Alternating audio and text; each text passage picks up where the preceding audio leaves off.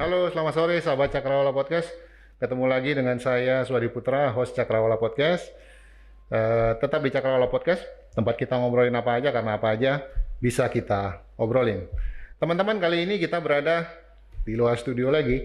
Saat ini kita berada di kantor Bapeda, Badan Perencanaan Pembangunan Daerah Kota Denpasar. Dan narasumber kita nggak jauh-jauh dari yang namanya Bapeda ini. Beliau adalah Pak Wisnu Wijayakusuma. Om Swastiastu Pak Wisnu. Punapi kata Pak Wisnu. Becek, Pak. Sehat Pak? Iya, sehat. Oke. Pak Wisnu sudah divaksin Pak? Baru 2 kali, Pak. Menunggu yang ketiga. Baik sahabat Cakrawala, perkenalkan narasumber kita Pak Wisnu Wijayakusuma. Beliau yang punya kantor ini. Jadi kita harus nurut nih sama beliau. Beliau adalah Kepala Bapeda Kota Denpasar. Yang pertama terima kasih nih waktunya buat kita ngobrol di Cakrawala Podcast Pak. Jadi banyak hal sih sebenarnya yang mau saya obrolin. Tapi kita mulai dulu deh. Pak Wisnu ini siapa sih sebenarnya Pak? Pak Wisnu asalnya dari mana? Pendidikannya apa? Boleh tahu Pak?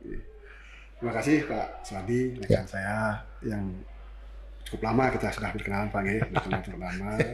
Dari orang tua saya sudah ketemu dengan Bapak. Iya betul. Saya betul. Dengan Bapak. Saya lebih dulu ketemu dengan orang tua Pak daripada. Iya betul. Iya betul. Saya stafnya Pak Wali Kota, kebetulan ditugaskan di sini. Oke, baik. Di Bapeda Kota Denpasar. Saya Iputu Wisnu Wijayakusuma. Pak Putu, oke. Mulai 97 saya di Bapeda. 97. Iya. Tapi sebelumnya 2017 ya. 1997 saya di Bapeda sebagai staf. Oke. Kemudian kembali lagi ke sini setelah kembali itu 2017. Oke, kalau nggak salah sempat ke PU juga Pak ya? Kemarin PU, sempat ke perizinan. Di perizinan juga. Ya, Oke. Kalau dibandingkan dari dua tempat itu yang paling menantang itu di mana Pak? Di sini Pak? Itu terkait dengan passion Pak. Yang passion sepertinya memang di sini memang ini yang lebih, lebih apa namanya nyaman untuk bekerja. Lebih nyaman. Oke. Karena mungkin apa yang menjadi ide-ide Pak Wisnu bisa dikeluarkan kalau di sini ya mungkin ya. Kebetulan latar belakang pendidikan S2 saya adalah Magister Perencanaan Kota dan Magister Perencanaan Kota. Oke. Jadi tahun 2000 ya. Dikirim oleh pemerintah kota untuk belajar ke sana dan saatnya sekarang saya membayar apa yang setelah diberikan kepada saya oleh pemerintah kota. Oke. Saya membayar di sini tentunya untuk kemajuan Kota Denpasar. Mudah-mudahan apa yang saya berikan bermanfaat. Wah, pasti bermanfaat Pak Wisnu. Berarti apa namanya pemerintah kota yang menyekolahkan kemarin ya? Betul. S2 ya? Pemerintah kota, ya. Enak sekali. Saya juga mau disekolahkan oleh pemerintah kalau bisa. Oke Pak Wisnu. Di Bapeda, kalau boleh saya tahu, apa sih tupoksi utamanya Bapeda ini Pak Wisnu? Bapeda pada prinsipnya menjalankan urusan ya, membantu Pak Wali Kota menjalankan urusan terkait dengan perencanaan. Terkait dengan perencanaan. Ya. Perencanaan apa saja itu Pak? Jadi kita tahu bahwa setiap tahun kita ada pemerintah memiliki perencanaan pembangunan, pembangunan dan disinilah digodok Pak perencanaannya. Berarti ini dapurnya Pak ya? Boleh dikatakan demikian, karena usulan-usulan masyarakat masuk ke sini, kemudian usulan dari OPD masuk ke sini kita ramu, kemudian kita sesuaikan dengan pendapatan kita. Nah itu akan nanti dibahas di Dewan. Oke. Baik. Apa sih yang apa namanya menjadi resep khusus Pak? Ini kan dapurnya pemerintahan Kota Denpasar. Semua digodok di sini. Semua yang Pak katakan tadi, usulan masyarakat, OPD itu membawa semua bahan-bahan mereka ke sini. Bagaimana cara Pak Wisnu memilah itu, kemudian tentu harus ada skala prioritas dan lain sebagainya Pak? Ya, betul. Boleh diceritakan Pak? Betul sekali. Jadi intinya kembali kepada inti tadi bahwa kehadiran saya adalah membantu Wali Kota. Baik. Wali Kota. Bagaimanapun juga Wali Kota hadir tentu dengan visi misi beliau dan usulan-usulan tersebut kalau sejalan dengan visi misi beliau tentu akan diakomodir. Tentu dengan melihat kemampuan keuangan daerah. Mohon maaf kalau di luar itu kemudian hanya keinginan saja bentuknya ya sampai kapanpun saya pikir tidak akan diakomodir. Berarti harus ada hubungannya juga harus ada hubungannya dengan visi dan misi Wali Kota. Ya. Apa namanya visi dan misi Wali Kota saat ini. Kota kreatif berbasis budaya menuju Denpasar maju.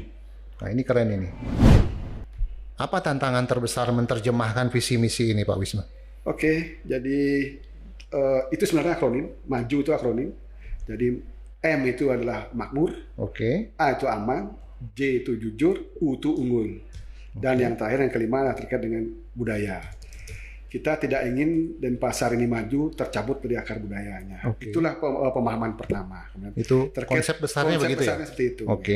Kemudian terkait dengan M, makmur, kita ingin meningkatkan pendapatan masyarakat yang berkeadilan. Kemudian melalui apa? Ya, pendidikan dan kesehatan. Oke.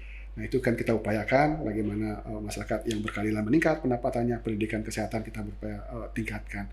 Kita tahu salah satu indikator pembangunan kita, ya keberhasilan pembangunan itu adalah IPM, Pak. IPM. Denpasar nomor 5 di nasional IPM-nya. IPM itu indeks pembangunan manusia. manusia. Denpasar nomor berapa, Pak? Nomor 5 di Indonesia. Wah, luar biasa. Kita sudah lama berupaya untuk mengejar dengan 4 kota lainnya.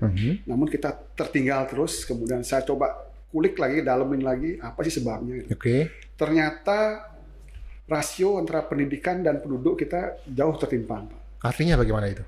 Artinya fasilitas pendidikan yang ada terhadap jumlah penduduk yang ada, jumlah penduduk yang bersekolah ya tentunya. Jauh rasionya jauh sekali. Berarti harus banyak Makanya membangun infrastruktur sekolah dong. Harus kita bangun Oke, sekolah. baik. Genjot itu, kemudian kesehatan juga kita upayakan akan genjot untuk kesehatannya, sehingga kita memiliki daya saing lah dengan 4 kota itu. Mudah-mudahan kita bisa mengejar mereka. Berarti indikatornya salah satunya di pendidikan itu ya, Pak ya? Betul. Oke, baik. Kalau dulu justru dengan banyak adanya SD Inpres, kita justru meregrouping beberapa SD dan sekarang justru kita kekurangan ya. Tapi pemerintah kota sudah mengantisipasi itu, Pak. Sudah mulai ada rencana pembangunan sekolah dasar dan sekolah menengah, Pak. Mungkin kalau SD mungkin yang pikir sudah cukup segitu. Oke. Yang kita kekurangan adalah SMP, Pak. SMP dan SMA. Kewenangan kita karena akan sekolah pertama SMP, kita akan bangun tahun depan, mudah-mudahan bisa, dan mudah-mudahan dengan kesepakatan kita bersama, tahun depan 2 SMP baru kita bangun. Sekaligus, Pak? 2 SMP? Wow, luar biasa. Kemudian mudah-mudahan tahun berikutnya kita akan coba bangun puskesmas 1. Oke. Itu terkait dengan pendidikan dan kesehatan. Harapannya apa? Bahwa indeks pendidikan kita meningkat, angka harapan hidup masyarakat pun meningkat. Sehingga, kalau angka harapan hidup itu berarti salah satu indikatornya dari ketersediaan sarana kesehatan itu, Pak? Salah satu. Puskesmas gitu misalnya. Betul. Ya. Bagaimanapun juga angka harapan hidup ini kan mulai dari penduduk lahir, kemudian remaja, kemudian dia menikah, ibunya hamil, kemudian sampai melahirkan, bayi balita lagi sampai tua. Nah, itulah yang kita akan coba untuk berikan pelayanannya. Sehingga angka harapan hidup adalah bayi yang lahir sekarang itu memiliki umur berapa? Mungkin harapan hidup kita zaman dulu mungkin berbeda, Pak. Betul. Lebih rendah daripada angka hidupan sekarang. Ya. Oke, berarti semakin tinggi angka harapan hidup itu berarti indikator kita menuju ke IPM yang lebih baik itu semakin bagus ya, Pak ya? Betul. Oke. Berarti menggambarkan itu kita menjadi lebih sejahtera karena di dalam IPM itu ada juga pengeluaran rata-rata pengeluaran penduduk, kondisi penduduk. Oke. Jadi pengeluaran semakin meningkat, diasumsikan bahwa penduduk semakin sejahtera. Baik, artinya maksudnya pengeluaran mereka setiap hari ya, di rumah tangga. Oke. Baik, Pak Wis. Berarti kalau dilihat dari sekilas tadi itu, Denpasar butuh banyak duit dong ya dalam hal pembangunan. Kalau kita, ya itu baru 2 indikator dari pendidikan dan kesehatan saja. Belum lagi yang lain, Pak Wis. Kembali lagi ke yang tadi itu. Banyaknya tuntutan dari masyarakat, Pak Wis. Gimana itu? Ditambah situasi COVID yang sekarang. Apa yang Pak Wisnu rasakan? Inilah sebenarnya kita berharap pandemi ini segera berakhir. Kemudian ekonomi segera menggeliat. Kita akui dan kita pahami bersama-sama bahwa tahun lalu merupakan titik terendah daripada perekonomian Denpasar, minus tahun lalu titik terendah 9,42. Oke. Dan kita harap tahun ini kita pernah nggak mencapai titik itu sebelumnya? Belum pernah. Jadi kemarin yang pertama. Jadi ini benar-benar musibah. Berarti kita akan berupaya memulihkan itu bagaimana caranya. Gitu. Nah, tentu banyak hal yang harus kita lakukan. Harus dipahami bersama bahwa kenapa kita bisa perekonomian kita bisa jatuh sampai sejauh itu. Oke, minus berapa tadi Pak Wis? 9,42. Minus 9,42. Karena harus dipahami Bali ini tidak lepas dari Bali juga, Pak. Oke, jadi baik. Kita sebagai satu kesatuan pulau, bahwasanya selama ini Bali bisa berkembang ekonominya karena apa? Ditunjang satu adalah oleh wisatawan. Kalau yang istilah BPS itulah ekspor. Jadi wisatawan datang itu membawa devisa, membawa uang. Uang ini akan memutar perekonomian Denpasar. Kemudian yang kedua ada ekspor kita dari produk-produk kita, ekspor keluar. Nah, ekspor keluar kita selama pandemi ini boleh dikatakan nol, Pak. Nol, tidak ada. Nol. Wisatawan nol. Berarti kita tidak bisa bergerak perekonomian kita. Kita hanya mengandalkan, mohon maaf ini, pertama gaji-gaji karyawan yang ditransfer setiap bulan oleh pusat. Kemudian yang kedua ada mengandalkan tabungan. Cuman itu aja, Pak. Masyarakat ini. Dan ini kalau tidak segera kita apa namanya benahi, Ya. lama-lama tabungannya akan mengkerut sehingga perekonomian akan tidak bergerak. Hanya konsumsi dari pegawai-pegawai itu saja yang akan Oke. membantu. Berarti harapan Inilah- kita COVID inilah- ini setelah segera berakhir ya. Betul, inilah yang harus dipahami. Oke. Tidak serta-merta bahwa membuat pameran itu akan mengentaskan Baik. perekonomian. Baik. Kalau tidak ada bayar di luar datang, Nggak bisa ya juga. nggak bisa juga. Ya betul, betul Pak Wis. Oke. Apa namanya?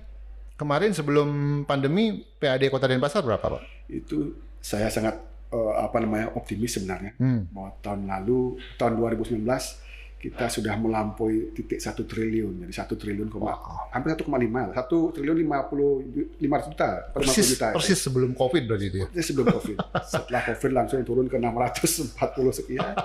Wah, luar biasa. luar biasa ya. Biasa, ya. Dan lagi-lagi tugas seorang chef, ya, kalau Anda saya anggap sebagai chef ya, mengatur semuanya. Terlalu lebih-lebihkan. Nah, saya cuma staff di sini. Bukan, Gitu. ya, artinya itulah realita Pak. Anda mengepalai di sini tentu Anda yang tahu rumus-rumusnya gitu loh. Sekarang di satu sisi perekonomian kita turun sampai minus 9% sekian. Di satu sisi ada kebutuhan pembangunan yang harus dibiayai. Bagaimana Pak mengatur skala prioritas itu Pak? Ya betul. Satu sisi walaupun anggaran kurang, kita berpikiran bahwa pembangunan Kota Denpasar tidak boleh berhenti. Oke. Kita harus ada inovatif yang kita lakukan. Pertama tentu kita ada pemerintahan di atasnya, ada provinsi, kemudian ada pusat. Kita mencoba menggali dana dari mereka. Oke. Dan itu tahun ini Astungkare berjalan. Ya. Sudah jalan Pak? Pasar Kumasari kita laksanakan. Oke. Kemudian penataan Sanur kita laksanakan. Itu 2 proyek itu memakai dana pusat? Yang satu dana BKK di provinsi. Yang di mana? Di Yang Kumasari. provinsi? Yang Kumasari. Oke. Kemudian ada dana dari kita juga pendampingan sekitar Pendampingan. 1,5 miliar ya. Oke. Kemudian di provinsi itu ada dari Pantai Sanur. Nah, Provinsi Sanur, juga itu? Mohon maaf, pusat. Dari pusat. Iya, Oke. Pusat. Dari pusat ya. Iya. Yang di Sanur itu yang dibantu yang apa Pak? Itu sebenarnya perencanaannya penataan secara menyeluruh ya. Oke. Dari ujung Pantai Sanur sampai ke ujung selatan ya, sampai Pantai Mertasari ya. Ya, betul. Mertasari. Nah, sementara tahun ini hanya istilahnya bukan green track. Jadi jalan setapak. Jalan itu setapak lah, di pinggir pantai itu. itu dibenahi, Oke. ganti materialnya lebih bagus, kemudian ada lampu-lampu penerangan jalan mungkin digunakan. Dan berikutnya tahun 2022 itu diharapkan kita masuk lagi ke situ untuk menata lagi lebih bagus lagi, dilengkapi fasilitas apa yang kurang di sana. Oke, itu pakai dana pusat juga Pak rencananya? 2022 rencananya pakai dana kita dari APBD. APBD. Oh, oke, baik, mudah-mudahan sudah lebih bagus ya kondisinya Pak. Kalau Mudah-mudahan. Pak Wisnu melihat bagaimana Pak di dua-dua ini Pak? Tetapi 2002 kayaknya berat. Jadi baru dapat kabar dari pusat bahwa dana transfer dari pusat turun drastis. Potong lagi. Potong lagi. Kemudian kemungkinan provinsi pun mengalami yang sama. Oh ya? Berarti provinsi ke kita pun akan begini juga. Nah, inilah kita pintar-pintar kita sekarang bagaimana kita dapat mensiasati itu. Oke. Nah, salah satu mungkin yang dapat kita lakukan mungkin salah 3 ya. Ya. Ada kita bisa melakukan pinjaman untuk melakukan, kita bisa melakukan kerjasama pemerintah badan usaha, Oke. KPPU, atau kita bisa mengoptimalkan sinergi dengan dunia usaha melalui CSR itu. Jadi yang pertama skemanya pinjaman, Pinjaman, kemudian yang kedua itu kerjasama KBPU, KBPU, kemudian yang terakhir CSR. CSR. Oke, sekarang pertanyaan saya, untuk menerjemahkan visi misi wali kota itu kan kita buat RPJMD ya namanya Pak ya, rencana pembangunan jangka menengah daerah yang akan diterjemahkan ke dalam APBD selama 5 tahun wali kota menjabat. Nah kemudian sekarang kena COVID, kemudian ada 3 skema ini. Ya. Sekarang skema yang mana yang paling kena Pak? Kira-kira Pak? Jadi kita di pemerintah kota sudah mencoba untuk bergerak menjalankan 2 skema ini. KPPU sebenarnya terus terang aja kita udah mencoba memulai dari tahun lalu. Sudah dimulai tahun lalu. Oke, baik. Prosesnya agak panjang dan mudah-mudahan tahun ini sudah target kita masuk ke PPBBUK istilahnya. Jadi KPBU yang akan kita laksanakan adalah kita mencoba mengganti LPGU yang ada di Kota Denpasar dengan LED yang ramah energi, ramah lingkungan. Kalau KBPU, mohon maaf Pak, itu artinya kerjasama pembiayaan atau apa Pak? Jadi pihak ketiga, jadi boleh katakan swasta, boleh katakan Oke. mereka akan membangun sesuai dengan apa yang kita rencanakan. Ya. Perencanaan kita yang buat. Mereka yang buat. Oh, mereka yang buat. Dengan dana mereka. Oke. Kemudian atas layanan yang mereka berikan, kita diberi dalam perjanjian kita berikan bahwa jumlah layanan yang harus mereka berikan adalah ketika ada lampu mati harus maksimal 1x24 jam harus mereka kerjakan. Oke. Kemudian lumennya, titik penyinarannya harus sekian. Oke. Atas dasar itu kita bayar setiap bulan. Oh, oke. Jadi ada jangka waktunya sekian tahun kita harus selesai melakukan itu. Iya. Mungkin 10 sampai 12 tahun akan kita. Wah, ini bagus ini menurut saya. Berarti yang nanti akan diawali di Kota Denpasar itu adalah LPJU. Kemudian, iya Pak, agak gelap sih sebenarnya kota kita Pak. Ada anekdot mengatakan Denpasar habis gelap terbitlah terang. Kita ingin rubah itu, habis terang terbitlah terang lagi. Berarti pagi terang, malam terang juga. Harapannya apa Pak? Jadi ketika terang di Denpasar, keamanan menjadi lebih terjaga. Pasti itu Pak. Itu dampak ikutannya saya kira itu. Itu masuk juga dalam visi misi wali kota. Oke. Aman itu, ada keamanan itu. Betul, aman betul. berkendara juga, aman masyarakat merasa aman, wisatawan juga merasa aman. Harapan kita juga adalah tumbuh UMKM baru akibat pada keamanan itu, buat terang lampunya itu. Wisatawan banyak yang datang, UMKM tumbuh, perputaran ekonomi, masyarakat menjadi meningkat kesejahteraan. Itu konsepnya Pak. Oke, itu kalau KBPU. Nah, sekarang CSR-nya Pak. Tolong diceritain Pak. Baik, selama ini kita bukan abai sih, Pak. Jadi selama ini kita hanya bersifat pasif saja menunggu CSR yang diberikan oleh usaha. Berarti kita hanya menunggu kalau mereka beri kita terima. Oke. Sekarang gimana Pak konsepnya? Sekarang konsepnya kita balik. Jadi apa yang kita butuhkan kita tawarkan ke mereka. Oke. Jadi ada hal-hal yang saling menguntungkan mereka. Tidak mungkin setiap kita tawarkan mereka akan menerima. Betul. Jadi dalam tawaran itu, kalau Anda ambil ini ada keuntungan Anda Pak. Berarti ada semacam take and give yang kita tawarkan Pak ya? Itulah yang coba kita garap sekarang di segmen itu. Sebagai upaya kita untuk mewirausahakan birokrasi di. Oke, baik. Saya dengar kemarin cerita dari Bu Laksmi bahwa Bu Laksmi kebetulan bagian kerjasama ya Pak yang menangani CSR.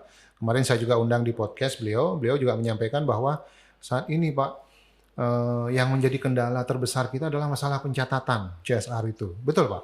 Terus nanti strateginya gimana Pak? Orang yang sudah memberikan bantuan, pengusaha-pengusaha itu, tapi pencatatannya belum jelas. Nah, betul. Benefitnya mereka belum merasakan tentunya. Bagaimana Pak? Itu yang terjadi. Jadi mereka langsung mungkin ke kelurahan. Ke penerima berarti? Ke penerima langsung. Jadi kan tidak tercatat di kita.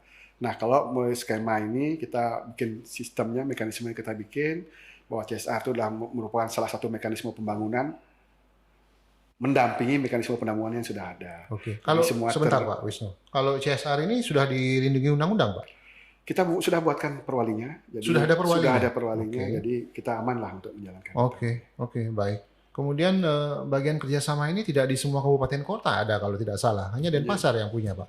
Ya itulah kejelian kita Pak. Jadi luar biasa itu. Ketika kita potensi kita banyak, baik penduduk maupun perekonomian kita banyak, dan kita ada pilihan kerjasama tidak hanya dengan CSR ini ya Pak. Kita kan menginginkan Denpasar maju kita sejajar dengan kota-kota lainnya di dunia. Makanya kerjasama kita dengan kota-kota lain, sister city kita banyak. Betul. Itu juga sempat diceritakan kemarin oleh Bu Laksmi. Dengan Darwin, kemudian dengan di England dengan Inggris itu ada di situ lagi. Oke. Luar biasa itu. Oke Pak, kembali ke CSR. Saya sempat mendengar ini bahwa pemerintah kota akan membangun beberapa landmark Pak. Landmark yang rencananya juga akan dikerjakan dengan CSR. Apa itu Pak? Boleh diceritain Pak? Betul, salah satu program strategis Pak Wali Kota adalah menata wajah kota. Kita tahu selama ini kita sibuk dengan urusan non fisik gitu ya. Non fisik. Nah sekarang kita rupa-rupanya Pak Wali berkonsentrasi kepada fisik dan beliau menginginkan wajah kota berubah selama kepemimpinan beliau. Dan kita mencoba merespon apa yang Pak Wali berikan dan tangan Wali berikan. Dan salah satunya kita mencoba membuat landmark baru yang mudah-mudahan menjadi kebanggaan warga kota Denpasar. Itu yang kita inginkan. Jadi Denpasar bangga bahwa mereka menjadi bagian daripada kotanya. Itu pertama. Kemudian yang kedua, kita menginginkan Pak mungkin di Singapura, Merlion Cuman segitu aja kan Pak. Betul. Iya. Kecil padahal Kecil patungnya itu. patungnya. Tapi dia menjadi ikon yang luar Ikon. biasa. Nah, kita berharap di Denpasar ada ikon seperti itu. Oh, Jadi baik, ketika baik. melihat itu dia tahu oh ini di Denpasar. Oke. Dan ketika ke Denpasar belum ke situ berarti belum ke Denpasar. Apa yang rencananya mau dibangun, Pak? Dan di mana tempatnya itu? Kita mencoba karena keterbatasan lahan kita Pak, mau tidak mau ya lahan yang ada kita optimalkan. Oke. Jadi ada simpang-simpang jalan yang strategis yang memungkinkan lahannya masih cukup tersedia, Mhm. itu kan kita coba tata ulang Pak. Kita baru masuk dari Tabanan ke Denpasar, itu ada lahan cukup luas, kita akan tata di situ. Berarti di dekat Sempidi ya, Pak ya? Dekat Sepidi ya, Oke. Kabupaten Denpasar. Jadi mudah-mudahan ketika masuk orang udah tahu, oh ini kita masuk Denpasar. Oke. Apa yang mau dibangun di sana, Pak? Di situ kemungkinan cerita Ramayana terkait dengan Subali Sugriwa kemungkinan. Oke, Entah bagaimana nanti kita lihat. Berarti masih masih digodok berproses, ini, masih masih digodok, berproses. masih digodok. Oke. Yang sudah agak matang sedikit itu adalah di Simpang 6. Simpang 6 di Simpang 6 Tukomar, di Pak. Tukomar ya. Oke. Itu akan coba kita upgrade patung yang ada sekarang. Patung yang ada sekarang itu? Kita upgrade ya, Oke. dengan patung Sita Kepandung. Sita Kepandung. Sita Kepandung. Oke. Menceritakan adalah Sita diculik oleh Rawana. Ketika Sita pada waktu itu dipancing, bukan Sita, si Ramanya dipancing oleh Rahwana ya, untuk betul. keluar dari penjagaan Sita. Ya. Ya. Dan ketika dia digaris di luar lingkaran, Ya. nah itulah dicoba disiasati lah oleh si Rawana. Diterjemahkan ya. Ya. Nah, pada saat itulah tadi ketika dia keluar lingkaran itu diambil oleh Rawana untuk diterbangkan. Tapi ada Jatayu untuk menolong waktu itu. Oh, oke. Sita Kepandung itu diterjemahkan nanti dalam patung. Dalam patung itu, ya. Wah, pasti bagus banget tuh. Jadi harapannya itu merupakan bagian daripada memperkuat City Tour. Ya. Jadi harapannya kita tahu bahwa kita dari timur masuk ada patung Titibanda. Titibanda ya, betul. Ketika Ramayana juga. menyeberang ke Langka dengan pasukan Kera. keranya. Ya, betul. Kemudian nanti masuk ke Sempidi ada Subali Sugriwa, masuk ke tengah kota ada cerita ketika Sita diculik oleh Rawana.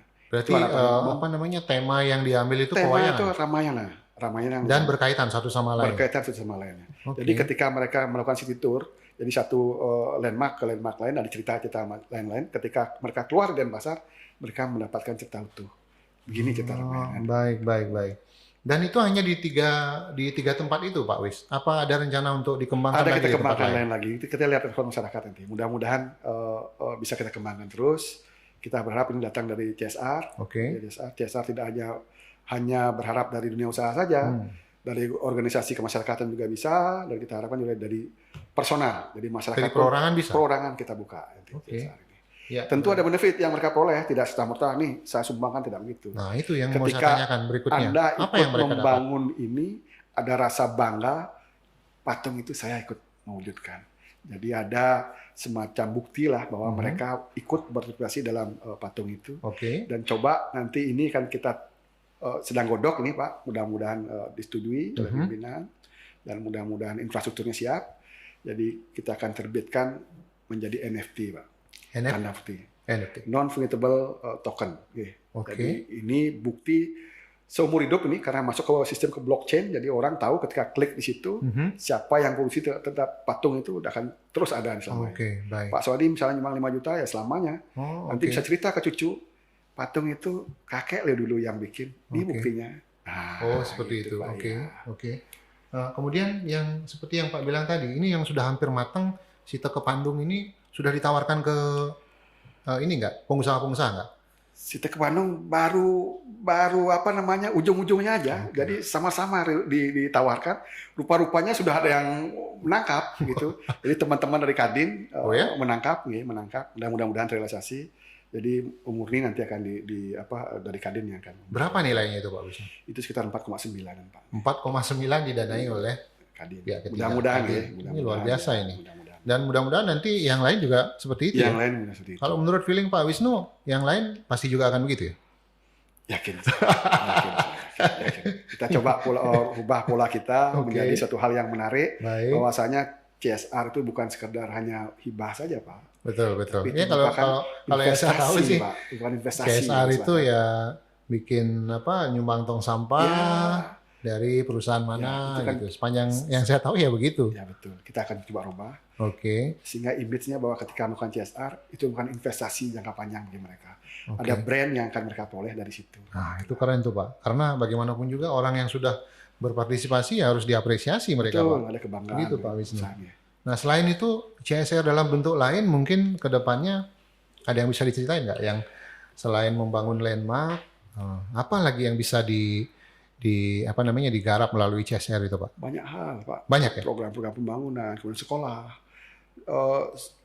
Magister manajemen di Jogja, UGM, itu dibangun oleh pihak ketiga juga, Pak. Ada Oh ya? Iya, Kampusnya? kampusnya. Oh, Gedungnya, luar buildingnya. biasa ya. Kita berharap mungkin SD, mungkin SD ini dibangun oleh siapa gitu. Seperti itu. Itu keren tuh.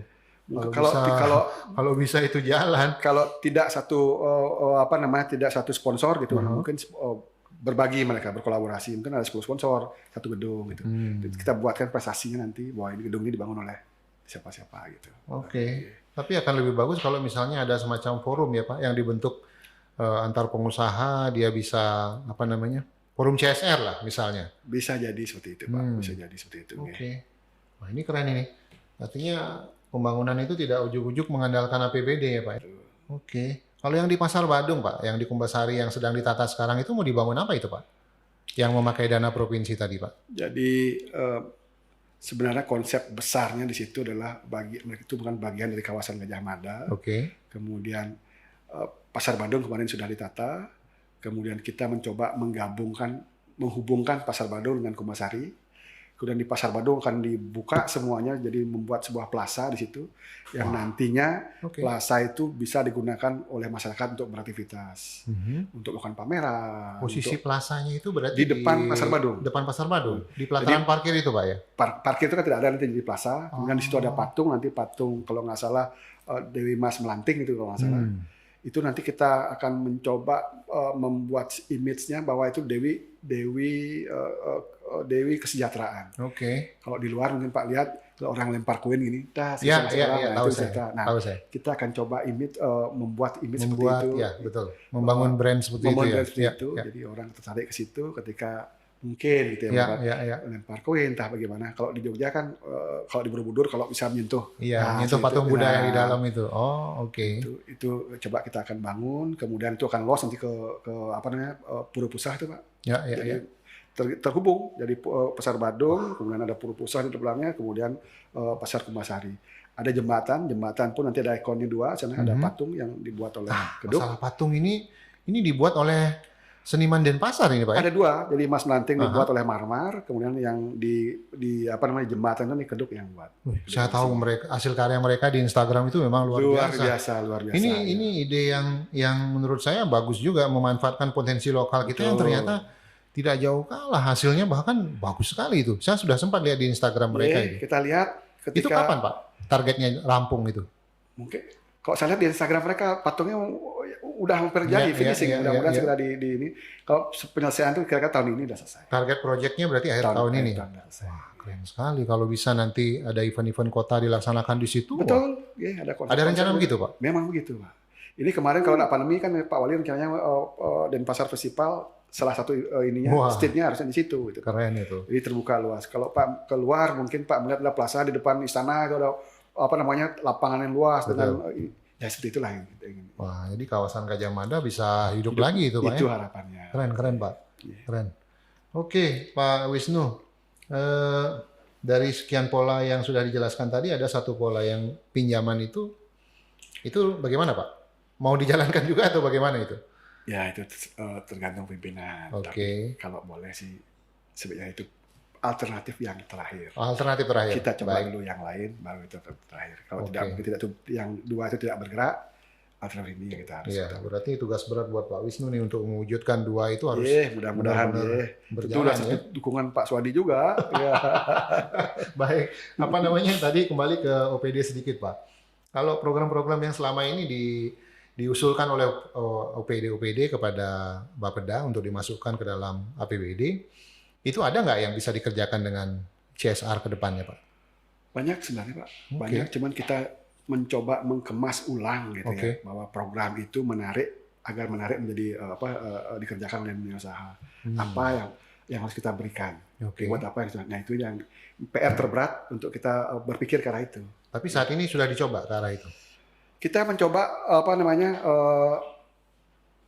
menggugah teman-teman di OPD, jadi untuk mengirimkan proposal, dan proposal sudah masuk. Baik. Kita akan lihat nanti proposalnya akan diverifikasi yang layak mana, dan kita tawarkan layak. Kalau enggak ya kita dalam bentuk stok, dalam bentuk kebutuhan. Oke.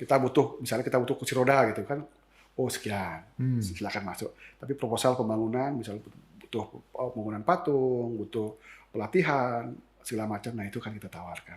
Itu kan coba kita kemas. Karena ini harus kita ramu, Pak. Seperti Pak ketahui, Pak, birokrasi dan dunia usaha itu kan dua hal yang berbeda, Pak. Dua sisi mata uang. Dua sisi mata uang yang berbeda. Nah, kita coba mendekatkan ini, bagaimana orang-orang di birokrasi memiliki jiwa wirausaha. Benar. Lah, bahkan bukan bisniskan birokrasi, lah bukan, Pak. Oke. Tapi saya kira teman-teman pengusaha juga pasti akan tergerak ya. Yang penting apa yang mereka sumbangkan atau berikan kepada pemerintah, ada benefit yang bisa mereka dapatkan di luar itu. Kalau dunia usaha sih paling mereka kalau dibantu perizinan, kemudian itulah yang dipermudah kita birokrasi. pikirkan, dan kita harus bergerak bersama. Ya. Ketika ada hal seperti ini, bagaimana fasilitas apa yang kita berikan kepada mereka. Mungkin sebagai bentuk reward penghargaan, ketika 17 Agustus ada makan malam bersama. Oke. Kita duduk bersama. Itu sudah kebanggaan juga bagi mereka. Itu bagus itu, Pak. Sekali-sekali kalau misalnya ada gathering ya yang rutin misalnya dilakukan tiap bulan, kumpul dengan mereka, kemudian diskusi mengenai apapun, itu saya kira akan sangat bagus, Pak Wisnu. Mungkin sebenarnya gitu, Pak. Kalau tidak pandemi ini, saya udah berpikiran akan mengumpulkan dunia usaha yang di Kota Denpasar, di DNA rencananya.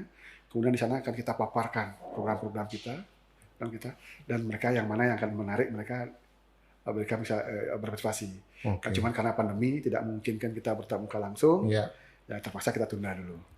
Ya mudah-mudahan 2022 ini, sekarang kasus di Denpasar gimana, Pak? Udah makin landai kan? Mudah-mudahan kita tidak boleh lengah. Syukur lah. Tidak boleh lengah. Apalagi nanti wisatawan mancanegara masuk, mau tidak mau ya tetap kita harus waspada, Pak. Oke, betul. Ini kabarnya setelah 18 Oktober PPKM udah berakhir ya, Pak? Katanya begitu, Pak. Katanya. Saya kira itu kebijakan pusat ya. Bagi saya PPKM bagus, jadi mengingatkan kita masyarakat bahwa kita harus tetap taat prokes. Iya, betul. Kalau dari sisi anggaran di tahun 2022 masih terfokus ke kesehatan, Pak? Atau bagaimana? Ini juklak dari pusat belum turun, jadi masih secara global saja, dan kita biasanya bekerja keras. Ketika aturan itu turun, mau kita bongkar semuanya lagi untuk menyesuaikan itu. Kalau harapan Pak Wisnu sendiri, ya mungkin nanti bisa disampaikan. Kalau saya sebagai Kepala Bapeda di Denpasar, sebenarnya sih keinginan saya begini. Gimana, Pak? Tahun depan, ya 2022, itu sudah ada turun satu, bahwa namanya dana BTT harus 5% dari APBD. Oke. Nah, itu kita penuhi. Kemungkinan itu akan digunakan nanti untuk kalau terjadi COVID. Dan sisa yang lain bisa kita gunakan untuk yang lain. Harapan saya Denpasar bisa bergerak menjadi lebih bagus, penduduknya berkualitas, kota ini memiliki daya saing, dan kota ini nyaman bagi penduduknya. Jadi air bersih tercukupi, sanitasi mereka terlayani dengan baik, kemudian ketika mereka jalan-jalan, trotoarnya bagus, layak untuk kita jalan. Nah, ini PR kita ke depan. Jadi mungkin kita akan membuat membangun trotoar mungkin gitu yang lebih nyaman untuk. Baik Pak. Nah, ini juga ada titipan pesan nih, Pak, dari netizen, Pak, terkait dengan kawasan pesisir, karena memang lebih banyak di Denpasar Selatan. Ya, artinya sekarang mereka juga mendengar bahwa pemerintah juga sudah menata kawasan Sanur, sedang bahkan menata ini. Kemudian nanti dari provinsi juga akan ada pelabuhan penyeberangan di Sanur. Nah, lagi-lagi Sanur. Sementara kawasan pesisir kita itu juga ada di sebagian desa Sidakarya, Pedungan, dan Pemogan. Jadi melalui podcast ini juga masyarakat berharap jangan dilupakan itu, Pak. Harus diperhatikan juga itu. Ya. Silakan Pak Wisnu menjawab. Oke. Saya khawatirnya bukan netizen ini. Titipan Pak Aswadi. Gini, kawasan selatan ya, jangan lupa Pak, itu masih masuk dalam kawasan pelabuhan. Ya. Okay. Nanti pelabuhan di Benua. Serangan, di Benua juga akan kita bangun. Kemudian di situ ada mangrove, mungkin lebih banyak ke arah ke situ nantinya konservasi. Kemudian Yang saya belum tahu ini soalnya Pak, jadi ada rencana pembangunan jalan tol menghubungkan nanti dari Bandara ke arah Mengui. Itu lewat situ Pak. Oh gitu, ada rencana itu ya? Ada lewat jalan itu, jadi lewat sana nanti. Saya belum tahu nih gimana ininya, detailnya seperti apa. Konsep desainnya sudah ada Pak? Belum? Belum, baru ini tapi apa? baru Studi wacana awal. seperti Studi itu. awalnya sudah Pak. Oh, Studi awal oke. sudah. Pak belum pernah dengar malah. Belum pernah saya Pak. Saya di selatan belum pernah dengar Pak. Itu rencananya lewat situ Pak. Harus diinfo ke saya itu. Jadi nanti lewat Serangan, Aha. Serangan terus nanti belok ke utara, ya di situ di sebelahnya Mertasari itu masuk ke utara. Oke. Oh, Nanti ada program tembus seperti itu. di apa namanya di Topati. Oke. Topati naik ke atas, nanti tembus di Mengui. Jalan seperti itu. Oh iya. Jadi nyambung di bypass Gilimanuk Mengui. Ring road gitu ya dia ya. Bukan. Melingkar. Bukan, dari Gilimanuk Mengui langsung ke bandara. Oh, oke. Baik. Ya, yang jelas itu yang netizen minta, Pak. Intinya begini, Pak. Ya. Kami menginginkan semua sisi sudut dan pasar dapat tumbuh berkembang. Oke. Baik. Sesuai dengan potensinya. Tidak Baik. bisa memaksakan potensi yang lain untuk tumbuh tidak akan tumbuh dengan bagus apabila kita paksakan tumbuh di situ. Oke. Kalau potensinya itu yang mari kita garap sama-sama. Apa yang kita dapat lakukan di situ. Baik. Terima kasih, Pak. Saya kira cukup ya ngobrol-ngobrol kita ya. Baik, terima Ada kasih. yang mau Pak sampaikan lagi? Cukup? Ya, saya sebagai staf hanya berupaya untuk terus bermimpi gitu ya, Badan Pasarnya akan lebih maju ke Baik. depannya. Oke. Iya. Tadi Pak Wisnu sudah menyampaikan harapan-harapannya. Tentu teman-teman kita berharap yang pertama pandemi COVID ini segera berakhir dulu Ya, sehingga fokus Pak Wisnu yang sebagai SEP ini bisa lebih terarah untuk pembangunan Kota Denpasar. Tentunya begitu ya Pak Wisnu ya. Dan harapan kita tentu yang tadi saya garis bawahi yang cukup menarik itu KPBU dan CSR ini betul-betul loh bisa diwujudkan. Nanti kita bakal kalau sudah itu terwujud ya mungkin bahkan akan kita kawal lagi, akan kita tanya lagi ke Pak Wisnu apa program selanjutnya Pak. Oke. Terima kasih Pak Wisnu obrolan singkat kita yang cukup padat dan bermanfaat ini. Saya kira teman-teman pasti akan suka informasi ini. Sekali lagi terima kasih. Teman-teman jangan lupa nanti saksikan tayangan Cakrawala Podcast di channel YouTube-nya Swadi Putra. Jangan lupa juga like, komen, dan tentunya subscribe. Pak Wisnu jangan lupa like, komen, dan subscribe ya. Tolong diinfo ke teman-temannya juga supaya tahu nih perkembangan channel kita ke depannya, dan tentunya di Cakrawala Podcast kita bakal terus mengundang narasumber-narasumber yang memberikan informasi yang pastinya bermanfaat. Oke, teman-teman, demikian dialog kita di Cakrawala Podcast kali ini bersama Pak Wisnu. Sekali lagi terima kasih dan mohon maaf apabila ada kekurangan. Kita ketemu lagi nanti di Cakrawala Podcast, tempat kita ngobrolin apa aja, karena apa aja bisa kita ngobrolin. Thank you. Bye-bye. Pak Wisnu sebagai narasumber dari podcast kami, ini adalah lambang pertumbuhan Pak. Ya, kami berikan souvenir ini ke Pak Wisnu. Tolong dijaga. 6 bulan lagi kita ketemu, ini sudah harus ada cabangnya. Ini adalah lambang pertumbuhan dan semoga Kota Denpasar bisa tumbuh lebih baik ke depannya. Oke? Terima kasih. Ya, siap. Thank you.